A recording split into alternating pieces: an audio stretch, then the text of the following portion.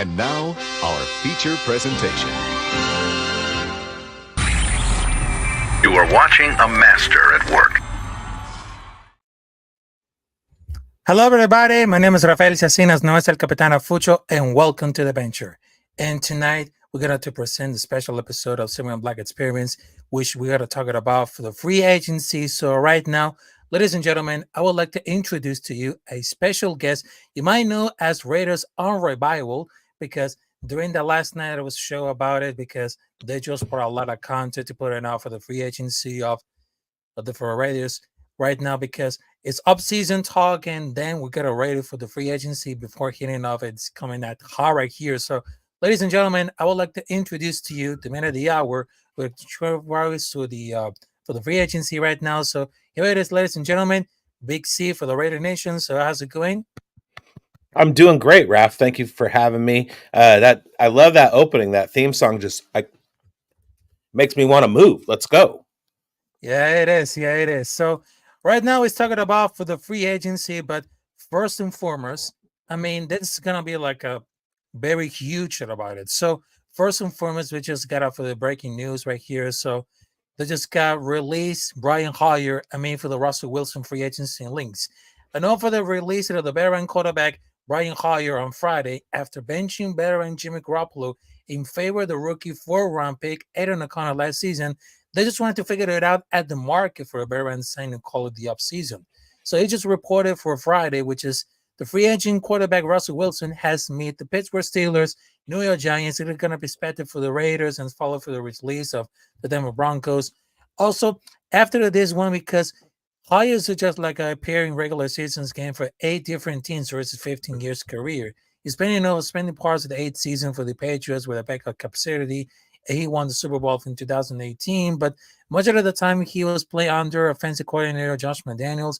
He only appeared for 3 games, but let's talk about for everything about. So after they just released for Brian Hoyer, after all the allegations between of Jimmy Garoppolo experiment and Brian Hoyer, so how do you think about for getting released by Brian Hoyer and all these rumors if Russell Wilson gets like a call for the Denver Broncos and gets lined for different teams, including for Las Vegas Raiders? I really, really don't like the rumors of Russell Wilson to the Raiders. It's he's lost his last 4 games against Las Vegas. So, if you can't beat him, join him, I guess. But he's on the downside of his career. He had a good year last year. I don't like him. I don't think he's really a fit for our team. That said, we have one quarterback in the building. That's basically Aiden O'Connell. So with the release of Hoyer, cutting Garoppolo, we're going to need to do something. And what we do in the draft is going to have a lot to do with what we do in free agency.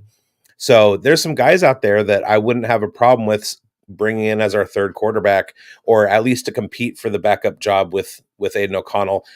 Sam Darnold is one of those. Drew Lock, I guess, would be another one. Just somebody to sit on the practice squad while the backup's at the game. Just somebody who's been around for a few years and can contribute mentally is what we need to be looking at. Mm-hmm. Yes, and of course for those rumors, there's several teams because right now the free agency is gonna have it for a minute, but I think this is gonna happen like between for the situation for the quarterback and the running back. If they're only had to go for the obvious letter of the question, but there's not like whatever that goes for the Michael Mayer can emerge, or be like staying for a running back. If there's a lot of rumors because they just had a big. I would love to see like to investigate just like a scratching the first phrase and the others got up for the free agency, how to go pursue about him. But I think they have a lot of attention for like free agency coming out of this one. If Tom Telesco could be like the right move, this could be to happen. There's just somebody like the players who are like to pursue the free agency. There's like Wilkins, there's Leonard Williams. Top defensive guys probably not targeted for the Las Vegas Raiders, but I think that for the guards, like they have the solid stars like Robert Hunt, Jonah Jackson, Kevin Johnson, also Lloyd Cushby at center. Literally doesn't have it like a free agency coming out there, but I think after the free agency, they're just trying to amend it to something to build enough for the defense, and there should be like the pursuit for the team. Even they just talking about for Christian Wilkins. I mean, that this is like an offensive lineman, but they need something like to hold it down for the defense. I mean, there's a lot of positions to get fit in. I mean, there's Right. a lot of holes about the defense because after we just saw for the defense of the last pro for the under the new regime of Antonio Pierce, it just came like at a big statement. But right now, it seems like they still like at a holes to the fit in for the position of the defense. So can you imagine how for the free agency could have pursued for all the defense to how it about the cap space and everything about it? So I just wanted to think about because the whole point that about for the defense is getting building out for the free agency. So, in your opinion, what should we pursue for the defense and about for the free agency to keep it moving for the defense under the new regime of Antonio Pierce? So I think in the NFL continuity is a priority. So we have Antonio Pierce returning as the head coach, and we have Patrick Graham returning as the defensive coordinator. At safety, we have 3 guys that are already there. We've got cornerbacks that are already in the building. We've got 2 edge rushers and a 3 tech that are already in the building. Bilal Nichols is a free agent. Whether or not we keep him is going to be kind of come out over the next couple weeks. So it looks like interior defensive line is going to be a priority on the defensive side. Other than that, it's just going to be kind of like the quarterback position, bringing in veteran guys that can supplement on the practice field. No kind of Patrick Graham's offense, or Patrick Graham's defense. So look for guys that have played for Patrick Graham before, guys that Telesco likes, guys that have affiliations with Antonio Pierce. I love the idea of Christian Wilkins. I love the idea of Chris Jones. I love the idea of Fletcher Cox. There are a lot of options out there at defensive interior. Plus, there's a few absolute studs in the draft. So if we can supplement one huge free agent draft signing with one good 4th or 5th round pick in the draft, we're going to have a hell of a defense. That defense in the second half last year was one of the top 5 in the NFL. So all of the pieces are in place. We just need to kind of like do the ticky-tack stuff to fill in the blanks. I think Chris Jones would be an absolute coup to take him away from the Chiefs. I wouldn't be upset with Christian Wilkins. I wouldn't be upset with bringing Bilal Nichols back. That name is hard to say. But over the next week, we're going to do the housekeeping. We're going to decide on who to keep and who to cut. And none of those defensive pieces have fallen yet. So it'll all become clear at the beginning of next week as people start getting released. But Leonard Williams is out there. There's a ton of guys that can absolutely come in and help this team immediately and help Tyree Wilson get better while Malcolm Kuntz and Max Crosby are getting home, along with all of Patrick Graham's scheming, blitzing cornerbacks, blitzing linebackers, blitzing safeties. The defense is going to be huge next year. I can't wait to see it.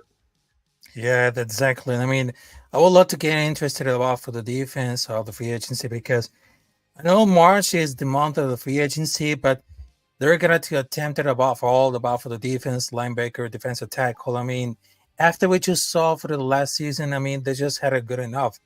And let's just saw for the comments right here. So salute to you, Ray Love. Also, Auntie Sits. How's it going? Salute to you, Auntie Sits. One of my brothers from the Raiders War Order, RWO for life. Also, SoCal Sal. How's it going? Nice to see you. Also, we just got for the Instagram live. So we just got Raiders Down Yonder, Franklin Rivero. I mean, there's a lot of the positivity on one of his chat right here. So I know we just here talking about for the free agency, but one of those cases that really worry about it, which is the case of Josh Jacobs. And I know they're going to attempt to re-sign free agency to running back Josh Jacobs, but they're not expected to tag him, not with his franchise costing like $14 million, according to the league sources. And after they just saw for the similar case of Saquon Barkley, because they just wanted to not to put the franchise tag, they just wanted to pursue the free agency. Because if that was going to be like the first good move for the Tom Telesco, I mean, it's going to keep it moving. Because if they're going to keep him like under $8 million, why should they waste the capital running back? I mean, that probably at the range of 10, 12 million for 12 years. I mean, 15 years, whatever rookie like a quarterback or Aiden O'Connor, he needed like no more than the people that think that's not easily replaceable. I mean, Right. look at Samir White. He showed flashes, but he hasn't proved with a workhorse yet. I mean, you're gonna rotate it to keep them both fresh. I mean, Yes. in that case, it's about it because they don't have to see like they don't pay running backs. I mean, how many times are they going to most prove it about the second contracts? They're the running backs that are not working today at the NFL. Take a look at the very motion. I mean, he's not worth that it was to get the series or the spirit cheaper and to give it like the same production, but they actually had to be the same.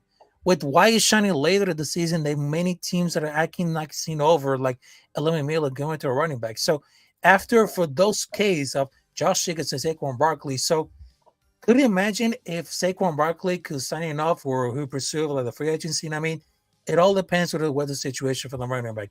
If you're gonna keep it, Josh Jacobs, or we're gonna leave it him for the free agency and move on for the new running back who costs like a very lot of speed, intensity, and working it out for like a wide receiver and all these stuffs. Well, I don't think Josh Jacobs is done, first of all. So the purpose of free agency, bringing in an older guy who's off his first 5 year contract, there's no better out there in the Raiders system than Josh Jacobs. There's no reason to bring in Saquon Barkley. He's older than Jacobs, and he's had a couple of knee surgeries.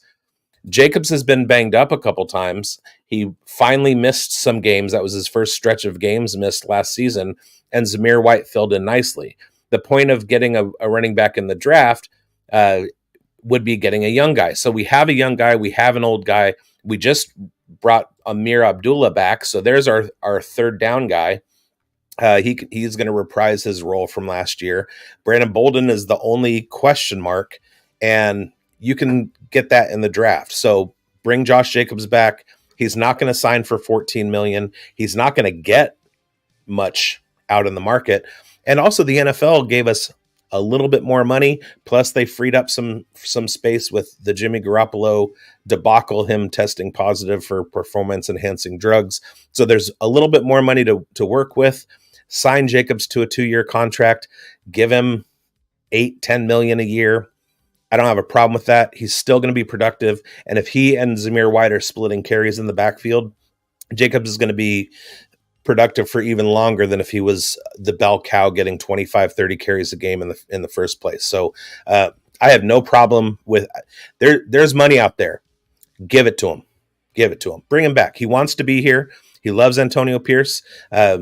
Everybody who's in the building now wants to stay, and there's big things coming for the Raiders, and everybody wants to be a part of it. So I think they're going to bring Josh back. I don't think the Chicago rumors have much basis. I don't think Saquon coming to Las Vegas has much steam either.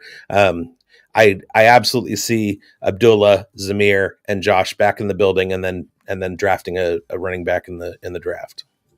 Yeah, exactly. And speaking about for Amir Abdullah, he's signed it right here. I mean, I just saw for the news right here because right now they just resigns because they were set to running back Amir Abdullah. He returns for the third season for Las Vegas Raiders, and he's resigned from Friday. And I think this is gonna be like if they resign for the Amir Abdullah, that means that they're like one more step to getting like the contract of Josh Jacobs. But actually, he's coming out for the statistical year in many categories, but especially in his categories. I mean, his rushing success was very good at all. But now the things are changing because of the office of McDaniels is supposedly extremely like a running back friendly, and Samir White plus like better efficient stats. But obviously, it's like a small sample size, but it's not like they just had a massive drawback without Jacobs. But perhaps it's gonna be like a war pain times with whatever.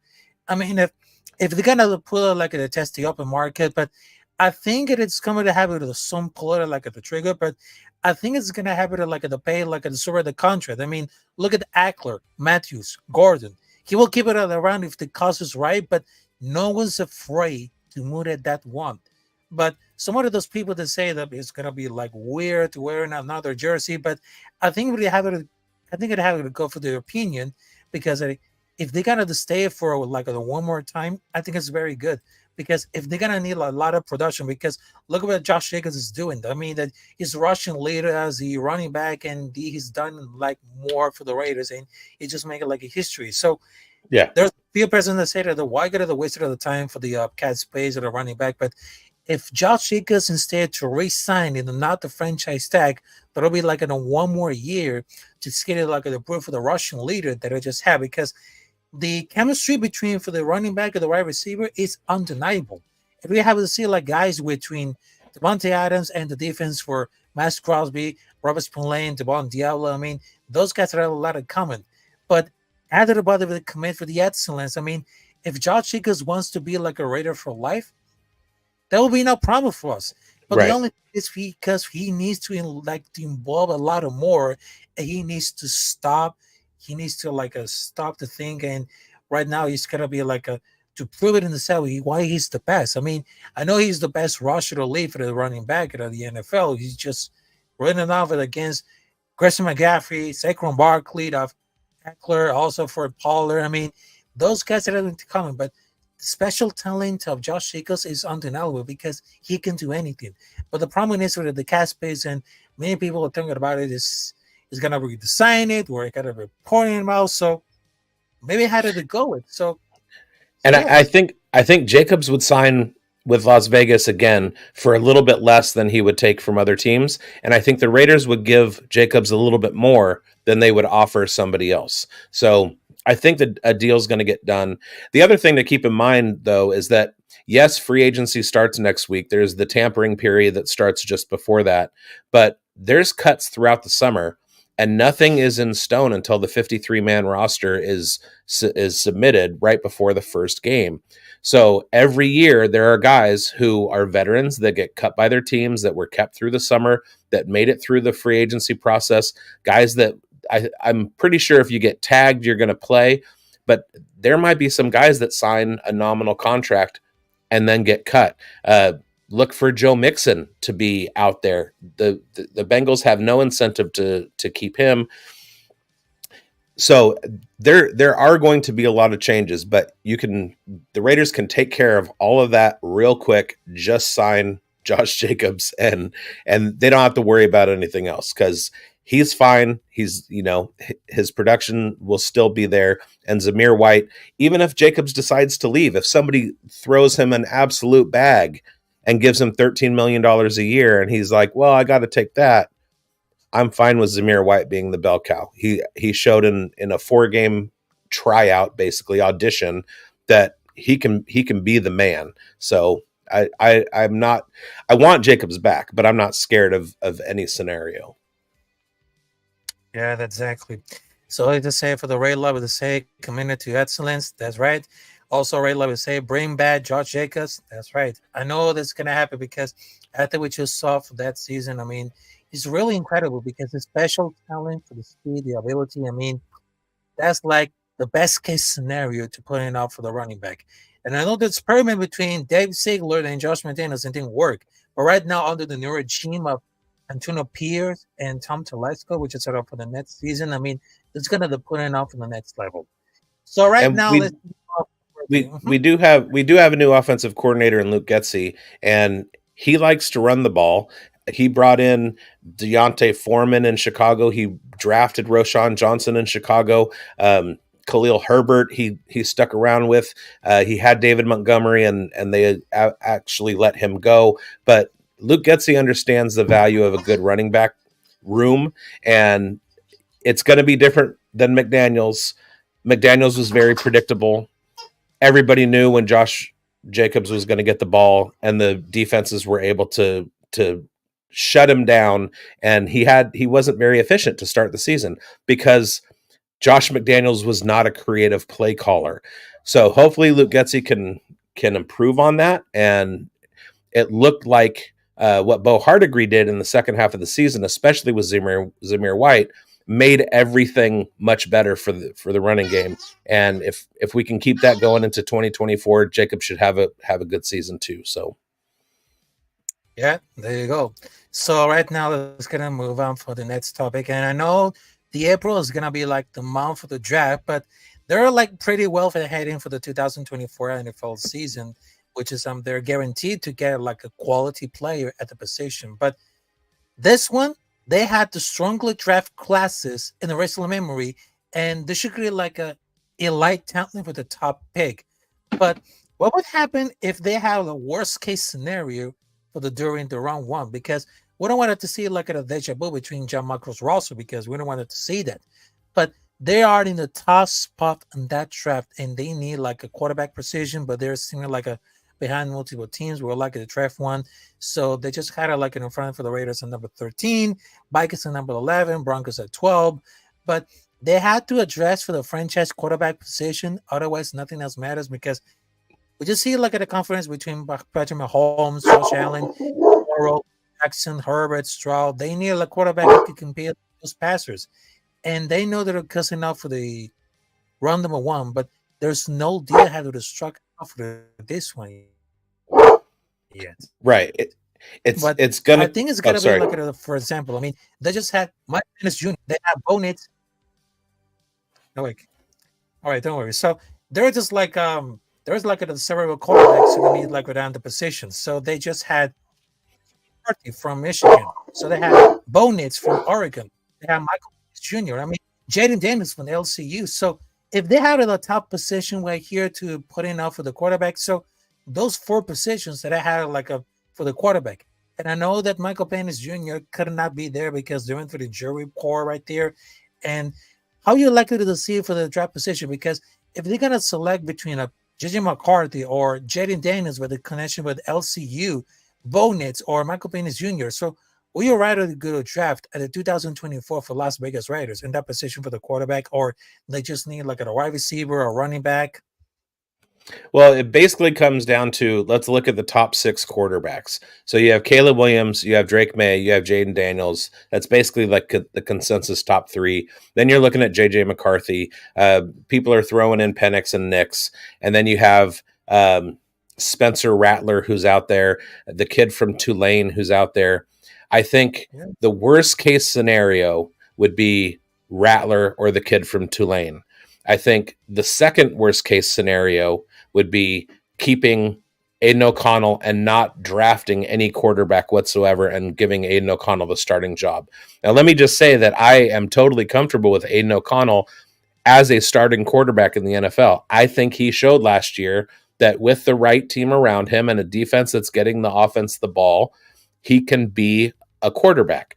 He's not mobile at all. He's not athletic. He doesn't move in the pocket. I mean, he doesn't escape the pocket. He just sits there. And so if you don't have a protective offensive line in front of him, he's dead meat. But he throws a beautiful deep ball. He put some absolute dimes on Trey Tucker way deep down the field. He can hit Jacoby Myers on that deep out. He can chuck it. And I love watching Aiden O'Connell throw. And if Aiden O'Connell is our worst case scenario going into the season, I'm totally okay with that, as long as what we're doing in the draft is drafting offensive linemen, getting offensive linemen in free agency, and building that line in front of him so that he doesn't have to try and escape.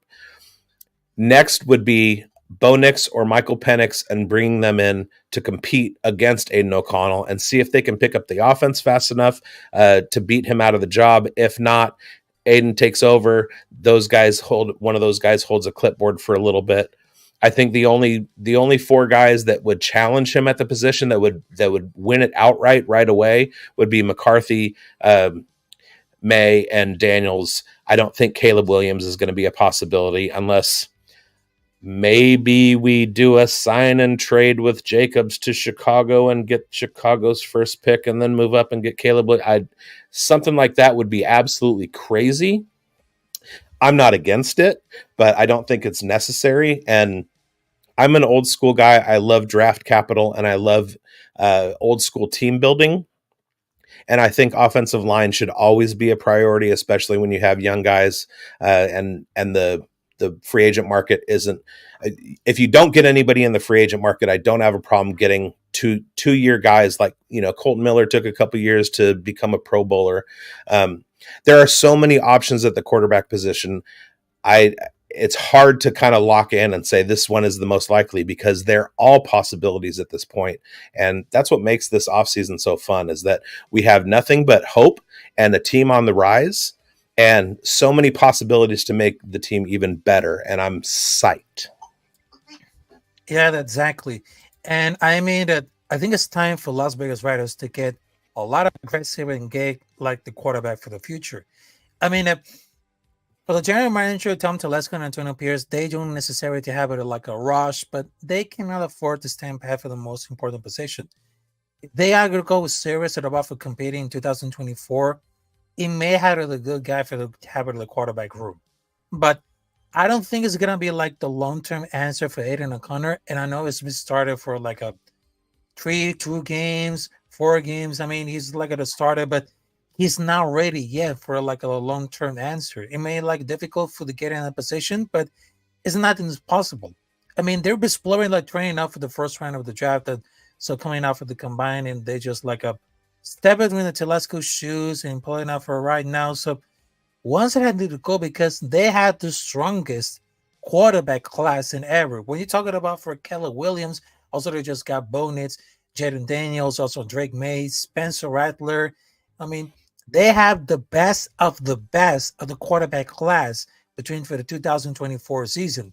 So it's gonna be like a really crazy to get who's gonna be like the best quarterback and who's gonna be like the worst. Because after what you saw for those film stories, I mean, we just see like who's got the pro, who's got the cons, and every quarterback that just kind of like it at this one.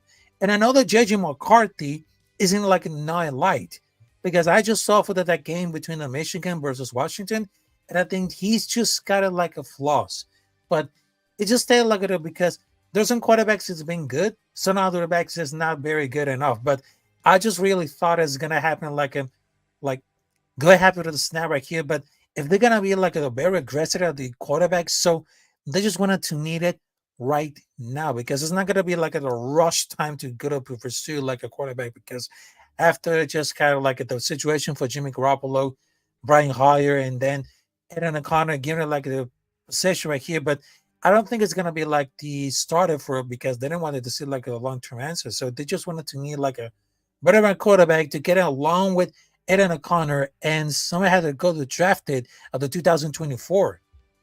And I know that everybody is pretty high on this quarterback class. It is fairly deep with guys that have potential to, come in and be starters right away. I think that ends with Bo Nix. I think he's the last quarterback that would be drafted that would have a chance to start right away. Then you start with Spencer Rattler and you move your way back. But there is only one quarterback in this draft that has almost no flaws, and that's Caleb Williams. Everybody else absolutely has flaws. So it's just a matter of like where you're grading guys. There's things that people don't like about JJ McCarthy, but there's a ton to like there. There's tons to like about Jaden Daniels, but there are some things not to like. There is no consensus on Drake May. He had some good years early, and his production kind of went down a little bit. But I do want to change my answer to worst case scenario. My worst case scenario is actually if Raider Nation does not come together in agreement on who our starting quarterback is next season, and we have a repeat of the Derek Carr wars, where half of Raider Nation is for Derek Carr, the other half, or for our starting quarterback, and the other half is against. And Raiders Twitter just becomes this toxic cesspool of back and forth arguing that is totally meaningless. Whoever it is going into next season, we should all make a pledge as Raider Nation. We're going to support him, get behind him, and say, even if it's Aiden O'Connell, he's our guy and we're going to cheer for him, because there aren't flawless quarterbacks in the NFL. Even Patrick Mahomes had a down year last year, and he's considered the best one that's out there. So, Raider Nation, let's come together and just have a consensus. Let's agree that our guy in silver and black is going to be the guy that we root for. That's my worst case scenario, is that we get split again. Now, there are a couple guys that will not allow that to happen: Jaden Daniels, Caleb Williams, and Drake May. So if in some way we get one of those three guys, we're going to have a consensus in Raider Nation, and that's fine with me. That sounds fair. That sounds fair. So I know they have the free agency coming off of the best for the class right here, but even though that I had the go-to scene right there, so I just see for the chats right here that I see Call with Legends right here. So salute to everybody else. So yeah, there's a lot of like an agreement from that point. But before we wrapping up for the special episode for the free agency, there is one more question that we just wanted to talk about it. So after we just saw for the improvement of Antonio Pierce and of course for the defense improvement, so how do you think that the 2024-2025 season could be like bigger and bolder for the Raiders? Because after the fiasco of Josh McDaniels and Dave Ziegler, they just wanted to put in like a great spark, great leader, motivator. Also, they just wanted to play like blood, sweat, and tears with Antonio Pierce and the new regime of Luke Getsy.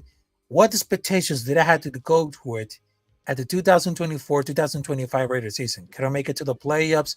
And could I make it like a big border for the defense? So we don't know about that. I think that we make the playoffs. We're going to make a jump. And the reason that I say that is because when you have full buy-in from your players, and that starts with the head coach, Antonio Pierce, who everybody is ready to run through a brick wall for already, it's easier to buy in the system that the coordinators are putting together. We have so many returning veterans with Patrick Graham's defense, and we have a system in place with Luke Getsy.